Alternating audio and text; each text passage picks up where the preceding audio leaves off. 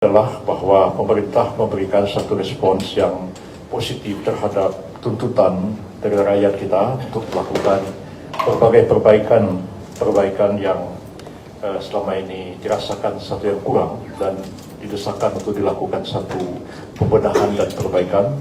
Walaupun tentu tidak semua itu ditujukan kepada pemerintah karena sebagiannya ditujukan kepada DPR, dan kami berkeyakinan bahwa DPR akan memberikan respons yang positif pula terhadap apa yang jadi tuntutan dari rakyat kita itu. Terhadap tuntutan yang ditujukan kepada pemerintah, tentu pemerintah akan memberikan satu respons yang positif ke arah itu, walaupun tidak semua dari tuntutan itu dapat segera diwujudkan, oleh karena memerlukan waktu, antara lain misalnya perbaikan terhadap peraturan perundang-undangan yang ada. Download Tribun X sekarang, menghadirkan lokal menjadi Indonesia.